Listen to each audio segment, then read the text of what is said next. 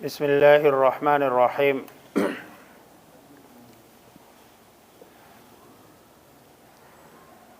12واں پارہ یہ دو صورتوں پر مشتمل ہے، سورہ ہود اور سورہ یوسف۔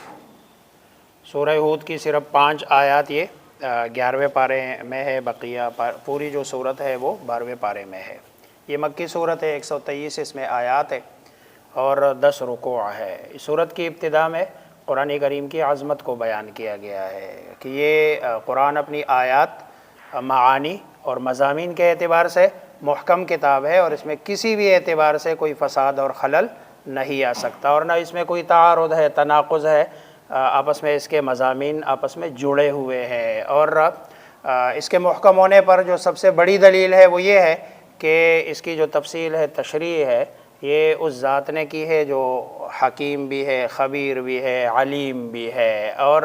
اس کا ہر حکم کسی نہ کسی حکمت پر مبنی ہے، اور اسے انسان کے ماضی، حال، مستقبل اور اس کی نفسیات اور اس کی ساری کمزوریوں کا علم ہے۔ قرآن کی عظمت کو بیان کرنے کے بعد منکرین کو چیلنج دیا گیا ہے کہ بھئی اگر واقعی قرآن انسانی کاوش ہے جیسے تم سمجھتے ہو تو پھر اس جیسی 10 صورتیں بنا کر لے آؤ۔ منکرین کو قرآن میں 3 مرتبہ چیلنج دیا گیا۔ پہلی بار پورے قرآن کی مثال لانے کی چیلنج ہے، دوسری بار قرآن جیسی 10 صورتیں، اور تیسری بار سورہ بقرہ میں قرآن کریم جیسی 1 صورت بنا کر لانے کی چیلنج ہے، لیکن تینوں بار اس چیلنج کو قبول کرنے سے منکرین اور مشرکین عاجز رہے۔ اس صورت میں اس کے علاوہ جو اہم مضامین ہے، انسانوں کے 2 گروہ ہے۔ پہلا گروہ وہ ہے جس کی زندگی اور جد و جہد کا جو ہدف ہے صرف دنیا ہے، وہ ہر وقت دنیا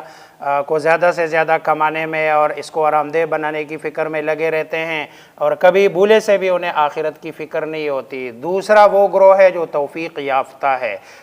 یہ وہ گروہ ہے جو دنیا کے لیے بھی تگودو کرتے ہیں، لیکن دنیا کے ساتھ ساتھ ان کی کوششوں کا جو محور ہوتا ہے وہ آخرت ہوتا ہے، اور دونوں کو ساتھ ساتھ لے کے وہ اخروی زندگی ہی کو سامنے رکھ کر دنیاوی زندگی گزارتا ہے۔ پہلے گروہ کی مثال اندھو کی سی ہے اور بہروں جیسی ہے، اور دوسرے گروہ کی مثال بینائی اور شنوائی کی نعمت سے سرفراز لوگوں جیسی ہے۔ اگلا جو اس میں مضمون بیان کیا گیا ہے قرآن کریم میں، ایک طریقہ یہ بھی ہے کہ دلائل کے ذریعے سے کفار اور مشرکین کے نظریات کی تردید کے بعد گزشتہ جو اقوام ہے اور انبیاء ہے ان کے واقعات اور قصص کو بیان کرتا ہے۔ ایسا کرنے سے وہ جو دلائل بیان کیے ہو جاتے ہیں وہ دلائل پختہ ہو جاتے ہیں، اس میں تاکید آ جاتی ہے، اور کلام میں تنوع بھی، یعنی گویا ایک نیا پن پیدا ہوتا ہے، تفنن پیدا ہوتا ہے۔ اور کلام میں تفنن اسی وجہ سے ہے کہ مختلف طریقوں سے بات کی جائے۔ چنانچہ سورہ ہود میں بھی اس طرح کے واقعات کی ایک جھلک نظر آتی ہے کہ جس میں اللہ تبارک و تعالی نے سب سے پہلے وہ حضرت نوح علیہ السلام، حضرت ہود علیہ السلام، صالح، لوط، شعیب، موسیٰ، ہارون، ان کے واقعات بیان کیے گئے ہیں۔ حضرت موسیٰ اور ہارون علیہ السلام کا واقعہ تو تقریباً قرآن کریم کی ہر صورت میں کہیں مختصر، کہیں اشارتاً، کہیں تفصیل کے ساتھ بیان کیا گیا ہے۔ اس میں اصل چیز جو رسول اللہ صلی اللہ علیہ وسلم کو بتائی گئی ہے کہ یہ انبیاء علیہم السلام جیسے اولو العزم انبیاء تھے نا، فاصبر کما صبر اولو العزم، جیسے انہوں نے صبر سے کام لیا اسی طرح آپ نے بھی صبر سے کام۔ حقیقت میں رسول اللہ صلی اللہ علیہ وسلم اور آپ کی امت کو پچھلی امتوں کے واقعات اور انبیاء کے واقعات سنا کر گویا کہ صبر کی تلقین کی جا رہی ہے۔ اس صورت میں ایک آیت ہے جس میں رسول اللہ صلی اللہ علیہ وسلم فرماتے ہیں کہ مجھے سورہ ہود نے بوڑھا کر دیا۔ کسی نے سوال کیا کہ وہ کیا ہے سورہ ہود میں؟ آپ نے فرمایا اس میں جو استقامت کا حکم ہے، اس استقامت کے حکم نے مجھے بوڑھا کر دیا، کیونکہ استقامت فوق الف کرامہ، یہ 1000 کرامتوں سے بہتر ہے۔ آگے پھر حضرت نوح علیہ السلام کے واقعے کو، نوح علیہ السلام کے قوم پر جب انہوں نے 950 سال، 950 سال تبلیغ کی، انہوں نے بات نہیں مانی، تو اللہ تبارک و تعالی نے ان پر وہ عذاب بھیجا، اور عذاب بھی پانی کی صورت میں، نیچے سے اوپر سے ہر طرف سے پانی آ رہا ہے، اور ان کا نوح علیہ السلام کا اپنا بیٹا جو جگر کا ٹکڑا وہ اس میں گیا ہے، لیکن حضرت نوح علیہ السلام کیونکہ وہ کافر تھا اس کو بچا نہیں سکے۔ پھر آگے انبیاء علیہم السلام جو ہے نا کہ واقعات کو بیان کرنے کے بعد یہ خصوصاً جو اللہ تبارک و تعالی نے ان ساری نافرمان بستیوں کو جو ہے نا تباہ و برباد کیا اور ان کو عذاب میں مبتلا کیا، اور جو ہے نا وہ عام طور پر اللہ تبارک و تعالی کا عذاب اس وقت نازل ہوتا ہے جب اس کے اندر دو خرابیاں آتی ہے۔ ایک تو یہ ہے کہ جو ہے نا ایسے دردمند اور ہوشت مند لوگ نہیں رہتے قوم میں کہ جو ان کو ان برائیوں سے منع کرتے رہے، تب اللہ کا عذاب آتا ہے۔ اور دوسری خرابی یہ ہے کہ وہ قوم جو حد سے زیادہ عیش پرستی اور گناہوں میں مست ہو جاتی ہے۔ اب دیکھو سوچنے کی بات یہ ہے کہ آیا یہ جو دو برائیاں ہیں یہ ہم میں ہے یا نہیں؟ اگر ہے تو اس کو ترک کر دینا چاہیے، اور اگر نہیں ہے تو اللہ تبارک و تعالیٰ کا شکر ادا کرنا چاہیے، ورنہ اگر یہ دو کام نہیں کرتے ہیں تو پھر اللہ تبارک و تعالیٰ کے عذاب کا نعوذ باللہ انتظار کرنا چاہیے کہ کب اللہ کا عذاب آتا ہے۔ ان سارے جو ہے نا اس کو بیان کرنے کے بعد رسول اللہ صلی اللہ علیہ وسلم اور اہل ایمان کے لیے تسلی اور صبر و استقامت کے پہلو کو جو ہے نا آخری آیت نمبر 120 میں بیان کر دیا کہ اے محمد صلی اللہ علیہ وسلم، انبیاء کے وہ سب حالات جو تم سے ہم نے بیان کر دیے ان کے ذریعے سے ہم تمہارے دل کو مضبوط کرتے ہیں، اور ان قصوں میں تمہارے پاس حق آ گیا اور مومنوں کے لیے اس میں نصیحت اور عبرت ہے۔ اگلی صورت سورہ یوسف ہے، مکی صورت ہے، اس میں 111 آیات ہے اور 12 اس میں رکوع ہے، چونکہ اس صورت میں یوسف علیہ السلام کا واقعہ اور قصہ بیان کیا گیا ہے، اس لیے صورت کا نام سورہ یوسف ہے۔ قرآن کریم میں دوسرے انبیاء علیہم السلام کے واقعات کو تکرار سے بیان کیا گیا، جیسے حضرت موسیٰ علیہ السلام کے واقعہ کہیں کچھ کہیں کچھ کہیں کچھ، لیکن یہ واحد جو ہے نا صورت ہے کہ جس میں سوائے حضرت یوسف علیہ السلام کے واقعے کے کچھ بھی نہیں بیان کیا گیا، اور یہ واحد واقعہ ہے جو قرآن نے ترتیب سے بیان کیا ہے۔ باقی جتنے بھی واقعات ہیں اس میں ترتیب کو مد نظر جہاں کہیں عبرت کے لیے اس واقعے کا کوئی ٹکڑا بیان کرنا مقصود تھا قرآن نے بیان کر دیا، لیکن اس لیے اس سورہ یوسف کو احسن القصص جو ہے نا قرار دیا گیا۔ جامعیت کے اعتبار سے اگر اس سورت کو دیکھیں نا، اس میں تقریباً زندگی کے ہر شعبے کے لیے کچھ نہ کچھ جو ہے نا وہ سبق ہے، چنانچہ اس میں دین بھی ہے، دنیا بھی ہے، توحید بھی ہے، فقہ بھی ہے، سیرت و سوانح بھی ہے، خوابوں کی تعبیر بھی ہے، سیاست بھی ہے، حکومت کے رموز بھی ہے، انسانی نفسیات بھی ہے، معاشی خوشحالی کی تدبیریں بھی ہے، اور حسن و عشق کی داستان بھی ہے، زہد و تقوی کی دستگیری بھی ہے، اس میں انبیاء اور صالحین کا تذکرہ بھی ہے، ملائکہ اور شیاطین کا بھی، جنات اور انسانوں کا بھی، چوپایوں کا، پرندوں کا، بادشاہوں کا، تاجروں کا، عالموں کا، جاہلوں کا، ان سب میں ان کے لیے کہیں نہ کہیں کوئی نہ کوئی سبق ہے۔ راہ راست سے ہٹ جانے والی عورتوں کی حیلہ سازیاں بھی ہے، مکر و فریب بھی ہے، حیا باختگی بھی ہے، اور پھر اس قصے میں مد بھی ہے، جزر بھی ہے، نشیب بھی ہے، فراز بھی ہے، گمنامی بھی ہے، شہرت بھی ہے، عزت بھی ہے، غربت بھی ہے، ثروت بھی ہے، اور جنا ذلت بھی ہے، صبر و ثبات بھی ہے، اور شہوت بھی ہے۔ یعنی ساری چیزیں حضرت یوسف علیہ السلام کے بچپن سے لے کر گویا کہ اس کو اگر آپ یوں کہہ دیں نا کہ حضرت یوسف علیہ السلام کو اللہ تبارک و تعالی نے کنویں سے اٹھوا کر غلام بنوا کر مصر کے بازار میں ان کو بکوا کر ایک عورت کا جو ہے نا زرخرید غلام بنایا، اور غلام بنا کر آپ پر تہمت لگوائی گئی، تہمت لگوا کر جیل بھجوا دیا گیا۔ اس سارے پروسیس سے گزار کر حضرت یوسف علیہ السلام کو اللہ تبارک و تعالی نے آخر میں مصر کے تخت پہ بٹھایا۔ یہ ہے جو ہے نا پورے سورہ یوسف کا جو ہے نا خلاصہ۔ اس میں جو ہے نا اگر آپ دیکھ لینا سورہ یوسف میں اور رسول اللہ صلی اللہ علیہ وسلم کی زندگی میں بہت ساری چیزیں ہیں جو مشترک ہے۔ رسول اللہ صلی اللہ علیہ وسلم کے ساتھ حسد، بغض، کینہ یہ اپنے قوم کے لوگوں نے کیا۔ حضرت یوسف علیہ الصلوۃ والسلام کو کنویں میں پھینکوا کر ان کو مجبور کیا گیا دوسرے علاقے میں لے جانے کے لیے، رسول اللہ صلی اللہ علیہ وسلم کو بھی مجبور کیا۔ پھر وہ وقت آیا رسول اللہ صلی اللہ علیہ وسلم مکہ میں فاتح بن کے آئے۔ وہی حضرت یوسف علیہ الصلوۃ والسلام ایک وقت آیا کہ اللہ تبارک و تعالیٰ نے ان کو اب یہ حسن اتفاق ہے یا عمدن اور قصدن اللہ تبارک و تعالیٰ نے ایسا کرایا۔ پھر اس میں جو اصل چیز ہے کہ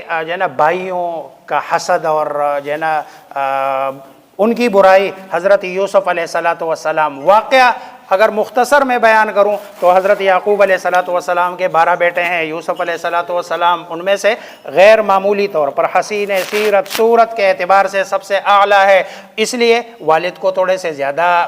پیارے بھی لگتے ہیں، اچھے بھی لگتے ہیں۔ والدہ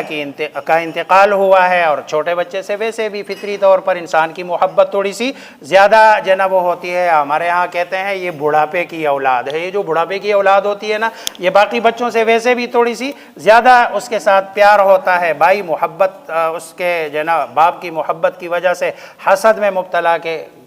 ہو گئے، چنانچہ اپنے والد کو تفریح کا کہہ کر حضرت یوسف علیہ الصلوۃ والسلام کو جنگل میں لے گئے، کنویں میں گرایا اور وہاں سے ایک قافلہ گزرا، انہوں نے پانی سے نکالا اور نکال کر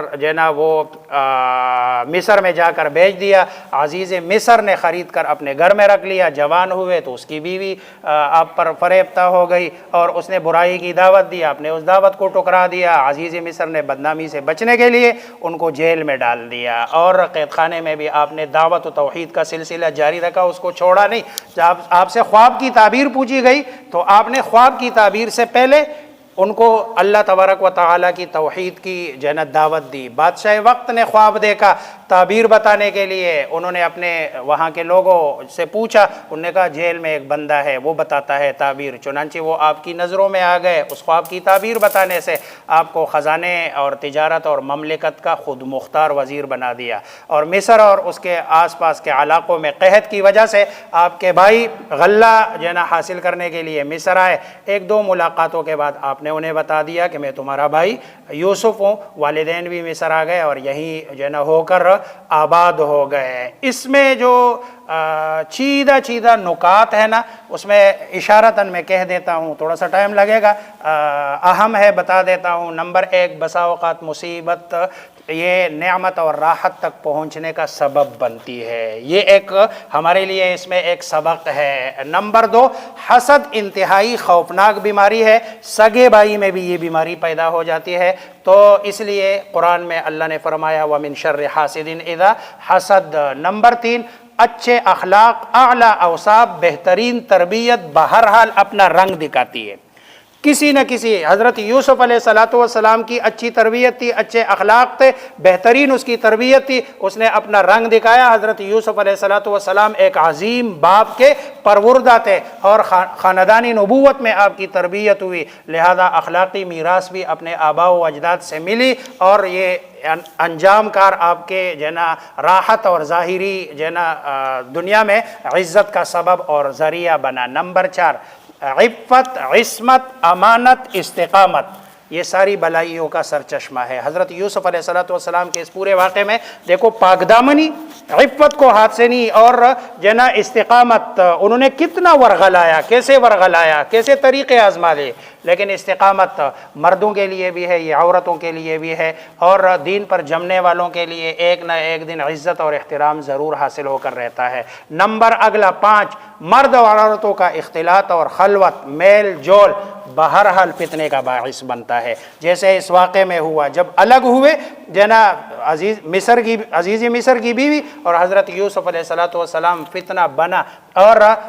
اگر زلیخا کو خلوت نہ میسر آتی اور نہ وہ برائی کا منصوبہ بناتی، اس لیے اسلام نے مرد و زن کے خلوت کو سختی کے ساتھ منع کر دیا اور حرام قرار دیا۔ اگلی بات، ذات باری تعالیٰ پر ایمان اور عقیدہ کی پختگی سے مصائب کو برداشت کرنا اور اخلاقی نجاستوں سے، گندگیوں سے اپنے آپ کو بچانا بندے کے لیے آسان ہو جاتا ہے۔ اگلی بات، مومن کو چاہیے کہ وہ ہر تنگی اور پریشانی کے وقت صرف اللہ کی طرف رجوع کرے۔ جب عزیز مصر کی بیوی نے برائی کا ارتکاب نہ کرنے کی صورت میں جیل کی دھمکی دی، تو آپ نے معصیت پر مصیبت کو ترجیح دیتے ہوئے گناہ کو چھوڑا، مصیبت کو اختیار کر لیا، اور انہوں نے کہا ٹھیک ہے، لیکن اس وقت اپنے رب کو پکار کے حضرت یوسف نے کہا اے میرے رب، جیل مجھے اس برائی سے زیادہ محبوب ہے جس کی دعوت یہ زنانہ مصر دے رہی ہے۔ اللہ تبارک و تعالی اگلا سچا داعی انتہائی مشکل اور پریشان کن حالات میں بھی دعوت کے فریضے سے کبھی پیچھے نہیں ہٹتا۔ اب جیل میں ہے اور خواب کی تعبیر کے لیے انہوں نے یہ کہنا تھا بھائی میں نے تو آپ کو بتاتے، جب آپ جا رہے تھے میں نے بتایا تھا کہ بادشاہ کو میرا بتا دینا، آپ نے نہیں بتایا، میں نے نہیں بتانی تمہیں خواب کی تعبیر، لیکن انہوں نے یہ نہیں کیا، خواب کی تعبیر بھی بتائی اور اس سے پہلے دعوت کا کام بھی کیا۔ اور اگلی بات، اس پورے واقعے سے صبر کی فضیلت اور اس کے بہترین نتائج کا بھی یقین آ جاتا ہے کہ حضرت یوسف علیہ السلام کو کیسے اس سے گزروا کر اللہ تبارک و تعالی نے، اور اگلی بات اس قصے میں حضرت یوسف علیہ السلام کی براءت اور طہارت کے لیے کئی شہادتیں، پہلی شہادت رب العالمین نے دی، دوسری شہادت وہ شیطان نے دی ہے اور شیطان کی ہے۔ شیطان کی کیسے ہے؟ شیطان نے باری تعالیٰ کے سامنے قسم کھا کر کہا تھا تیری عزت کی قسم میں سب انسانوں کو گمراہ کروں گا سوائے تیرے ان بندوں کے کہ جو آپ سے مخلص ہے، جو ان میں سے مخلصین ہے، یہ وہ مخلصین میں سے ہے۔ اور اس میں شک کیا ہے کہ حضرت یوسف علیہ السلام، تیسری شہادت خود حضرت یوسف علیہ السلام کی، جو انہوں نے کہا کہ اے میرے رب مجھے جیل اس معصیت سے زیادہ محبوب ہے، اور پانچویں شہادت عزیز مصر کی بیوی کی ہے، اور چھٹی شہادت وہ اس بچے کی ہے، اس آدمی کی ہے جس نے کہا کہ بھئی اگر قمیص آگے سے پٹی ہے تو حضرت یوسف گناہگار ہے، اگر پیچھے سے پٹی ہے تو اور اگلی شہادت زنانائے مصر کی ہے۔ اور آخری بات جو اس میں ہے کہ ان قصوں میں عقل مندوں کے لیے عبرت ہے۔ یہ قرآن کوئی کہانی اور قصے کی کتاب نہیں ہے جسے رسول اللہ نے خود بنا لیا، بلکہ ان تمام کتابوں کی تصدیق کرنے والی کتاب ہے جو اس سے پہلے نازل ہوئی ہے، اور مومن کے لیے اس میں ہدایت ہے۔ تو گویا متوجہ کیا گیا جو اللہ حضرت یوسف کو کنویں سے نکال کر تخت پر بٹھا سکتا ہے، وہ اللہ اس پر قادر ہے کہ محمد مصطفیٰ صلی اللہ علیہ وسلم کو عزت عطا کرے اور ان کے لائے ہوئے دین کو تمام ادیان پر غالب کر دے۔ اللہ مجھے آپ سب کو سمجھنے، عمل کرنے کی توفیق عطا فرمائے۔